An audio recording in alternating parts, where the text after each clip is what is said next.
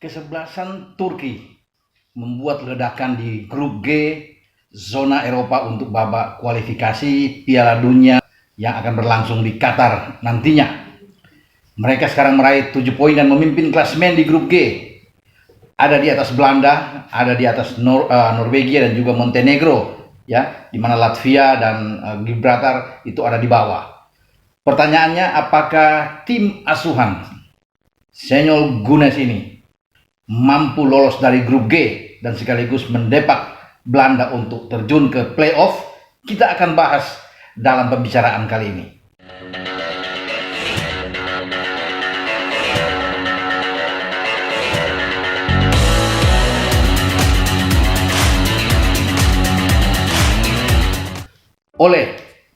Berjumpa kembali dengan saya, Bung Ropan. Saya tertarik kali ini untuk membahas babak kualifikasi zona Eropa untuk Piala Dunia di Qatar.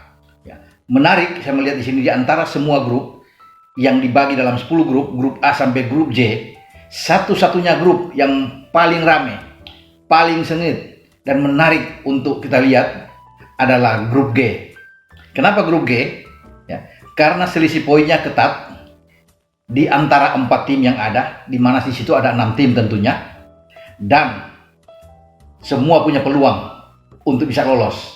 Tapi di luar dugaan, sampai pertandingan ketiga, Turki memimpin klasemen sementara dengan nilai 7 di atas Belanda yang memiliki nilai 6, Montenegro dengan nilai 6, dan juga Norwegia dengan nilai 6. Latvia ada di bawah dengan nilai 1, dan kemudian Gibraltar yang tidak memiliki nilai karena kalah 3 kali dalam 3 pertandingan. Nah, kalau kita berandai-andai siapa yang akan lolos, saya mengharapkan ada kejutan besar, apalagi sudah dilakukan dengan Turki belum kalah dalam 3 pertandingan, sementara Belanda, Montenegro, dan Norwegia masing-masing sudah kalah 1 kali, walaupun mereka memenangkan 2 pertandingan, dan Turki ada di atas. Sayang sekali, dalam pertandingan ketiga di Istanbul, di Stadion Atatürk, di Stadion Olimpiade Atatürk, di luar dugaan bahwa 3 poin yang mestinya mereka dapatkan dari Latvia itu hilang. Bermain di kandang, mereka dipaksa bermain 3-3 oleh Latvia. Sungguh pun semua orang tidak akan menduga menyangka kalau melihat bagaimana mereka start dengan mulus, mengalahkan Belanda dengan 4-2 di tempat yang sama. Kemudian mereka berangkat ke Norwegia dan mereka mengalahkan Erling Haaland dan kawan-kawan dengan 3-0. Mereka clean sheet, tidak kebobolan. Suatu hal yang luar biasa. Mestinya di atas kertas semua orang, semua koran-koran di Turki, semua pengamat melihat bahwa ini 3 poin bersih yang akan diambil oleh Burak Yilmaz dan kawan-kawan, apalagi bermain di kandang. Dan itu menjadi kenyataan bahwa mereka sudah unggul 2-0 duluan, ada gol balasan 2-1, mereka kembali unggul dengan 3-1 sampai di babak kedua. Kemudian mereka dipaksa dengan ada 2 gol balasan dari Latvia sehingga skor akhir 3-3. Kalau Turki bisa menang, mendapatkan 3 poin, mereka akan berlari dengan sangat bagus, ya, dengan 9 poin, dan ini bisa menjauhkan mereka dengan Belanda, Montenegro tentunya, dengan Norwegia, ya. Karena Belanda bisa mengalahkan Gibraltar, ya, tim underdog dengan 7-0. Sebelumnya mereka mengalahkan Latvia dengan 2-0, ya, setelah mereka hancur dari Turki. Dan Montenegro ada di posisi ketiga, kemudian Norway di posisi 4 masing-masing nilai 6. Jadi ketika Latvia bisa mampu menahan ini, tentunya pemain-pemain Belanda, Montenegro, dan Latvia ini tersenyum. Nah, mengapa? Karena jarak poin mereka itu dekat, hanya selisih 1, ya. Tetapi Turki masih bisa memimpin, ya, memasukkan 10, kemasukan 5, ya. Kemudian Belanda dengan memasukkan 11, kemasukan 4 karena Belanda menang besar kemarin di Gibraltar dengan 7-0. Nah, Belanda kalau ingin lolos, mereka harus mengalahkan Turki.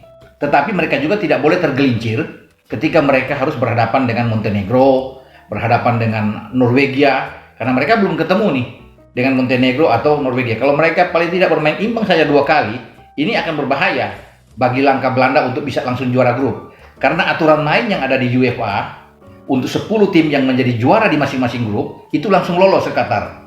Nah, 10 tim yang kemudian menjadi runner up itu akan memainkan babak playoff untuk mencari 3 tim lagi karena jatah UEFA di Piala Dunia itu 13. Jadi mereka akan gabung dengan tim yang ada sesuai dengan aturan di Nations Cup, Nation League.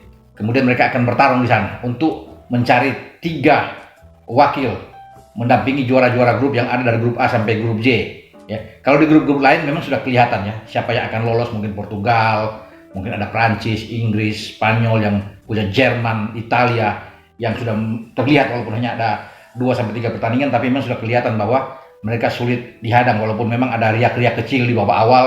Spanyol ditahan oleh Yunani, ya, kemudian Ukraina mampu menahan Prancis 1-1. Banyak kejutan-kejutan yang terjadi, tapi saya pikir seiring berjalan waktu tim-tim unggulan ini akan lolos. Tapi kita kembali ke grup G, ini grup yang buat saya ini enak untuk dilihat, ya. Terutama saya fokus terhadap tim Turki.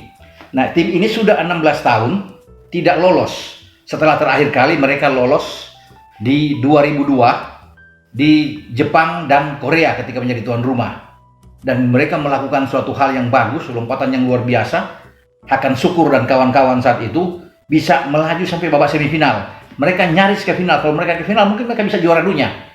Walaupun mereka akan berhadapan dengan Jerman.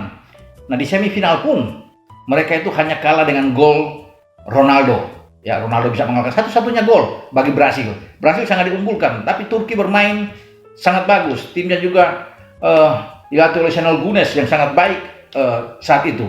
Ya, mereka mampu mengalahkan Jepang di 16 besar, mengalahkan Senegal di babak 8 besar, kemudian mereka kalah dengan tipis lewat pertarungan yang sengit, memberikan perlawanan terhadap Brasil, dan akhirnya Brasil menjadi juara setelah mengalahkan Jerman 2-0 di final. Dalam perebutan 3-4 melawan Korea Selatan saat itu, mereka menang 3-2, dan Hakan Şükür menjadi pemain pertama dan sampai saat ini sepanjang sejarah Piala Dunia berlangsung mencetak gol paling cepat di Piala Dunia, 10,8 detik gol pertama ke gawang Korea Selatan saat itu. Dan disitulah Turki tampil luar biasa. Tapi setelah itu mereka tidak mampu lagi untuk lolos ke Piala Dunia. Ya, jadi sudah ada 4 Piala Dunia terakhir mereka tidak lolos. Di Jerman juga mereka tidak lolos, sampai terakhir di Rusia mereka tidak lolos.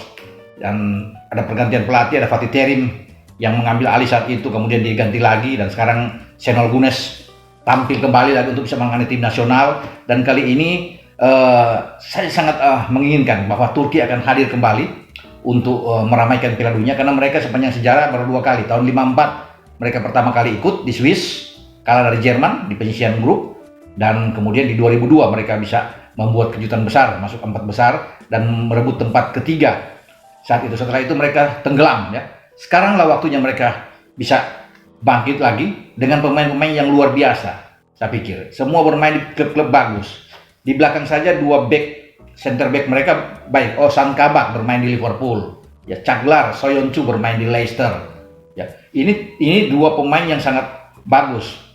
Ozan Şoglu yang bermain di West Brom Albion. Nah, Hakan Çalhanoğlu gelandang juga bermain di AC Milan, ya. Kemudian juga Karaman, ya, Kenan Karaman kemarin juga ikut membuat gol, bermain di Fortuna Düsseldorf di Jerman. Kemudian Yusuf Yazici, ya, bermain di Lille yang lagi bagus-bagusnya sekarang di Ligue 1 Prancis, di atas, bersaing dengan PSG. Sama dengan kapten ke-11 mereka, Burak Yilmaz, ya, yang membuat hat-trick ke gawang Belanda ketika mereka menang 4-2. Itu bermain juga di Lille. Jadi ini semua pemain-pemain yang hebat saya pikir. Kemudian ada Ozan Tohun yang kemarin membuat 2 gol ketika mengalahkan Norway. Jadi ini Tohun ini pemain yang bagus, gelandang yang bagus, yang bermain di Fenerbahce. Jadi gabungan pemain, belum lagi Cengiz, kalau dipanggil lagi Cengiz Under, ya, yang bermain di Leicester. Cenk Tosun ada di Everton yang sekarang dipinjam di Besiktas. Banyak pemain-pemain yang luar biasa di Turki. Kalau mereka berkumpul semua, dan kalau ini tim lolos di Piala Dunia, ini akan membahayakan. Ketika Prancis juara 2018, ya, mereka itu tampil luar biasa, ya. Kemudian Prancis sempat dikalahkan 2-0, ya, oleh Turki di babak kualifikasi, ya. Kemudian mereka bermain 1-1, bermain di Paris. Jadi Prancis tidak menang walaupun Prancis menjadi juara dunia di Rusia dan Turki tidak hadir di Rusia. Tapi di kualifikasi Euro mereka itu mampu mengalahkan Prancis dan Prancis sulit. Jerman mereka tahan bermain 3-3 dalam pertandingan persahabatan. Jadi ini Turki tim yang bagus. Memang mereka banyak pemain-pemain Turki yang berkembang pesat di Jerman ya. Ada 4% dari 83 juta jiwa di Jerman. Mereka ada sekitar 4 juta jiwa yang ada sana dan pemain-pemain semua hebat. Mesut Ozil adalah berdarah Turki, Ilkay Gundogan semua berdarah Turki. Pemain-pemain yang bagus yang banyak lahir di Jerman. Dan saat ini mereka adalah tim yang menakutkan ya. Ketika mereka mampu mengalahkan Belanda, orang-orang di Eropa rame-rame mengekspos tentang kehebatan Turki dan mereka belum terkalahkan sampai saat ini. Itu yang saya katakan tadi, saya melawan Latvia, mereka bisa gagal mempertahankan keunggulan 2-0 dan 3-1. Tapi tidak mengapa mereka tidak kalah. Pertandingan masih panjang, kalau mereka bisa mengamankan, mereka masih bisa bermain dengan Gibraltar, mungkin mereka akan bisa menang lebih dari Belanda, mungkin bisa di atas 7 gol kalau mereka ketemu. Mereka belum ketemu dengan Montenegro, jadi saya pikir ini kesempatan. Bagi Turki, mereka harus betul-betul mengawasi Belanda. Kalau di Belanda atau bermain di Amsterdam katakanlah, mereka bermain imbang saja, itu sudah cukup bagus buat Turki untuk bisa meredam Belanda. Artinya tim yang ditangani Şenol Güneş ini tim yang punya potensi besar untuk bisa membuat kejutan, lolos dari grup G dan hadir di Qatar. Formasi dari Güneş cukup bagus, 4-4-2, bahkan dia bisa mengubahnya dua formasi dari Güneş, 4-1-4-1 dengan Yilmaz yang ada di depan. Kemudian kalau 4-4-2, Kenan Karaman di depan didorong dan juga bermain dengan Burak Yilmaz. Jadi ini suatu formasi skema yang paten yang dilakukan oleh Şenol Güneş yang akan terus dipertahankan saya pikir sampai mereka menyelesaikan pertandingan di grup G. Dan saya berharap memang grup G ini akan melahirkan satu tim yang luar biasa, Turki yang mampu bisa meredam Belanda. Sampai di sini dulu pembicaraan kita tentang tim Turki yang penuh kejutan di grup G, grup yang begitu sengit, ramai di antara semua grup, dan kita akan membahas tim-tim lain dalam episode atau video yang akan datang. Anda jangan lupa untuk tetap like, memberikan komentar-komentar positif, dan juga subscribe channel YouTube Bung Ropan. Oke, sampai jumpa. Ciao.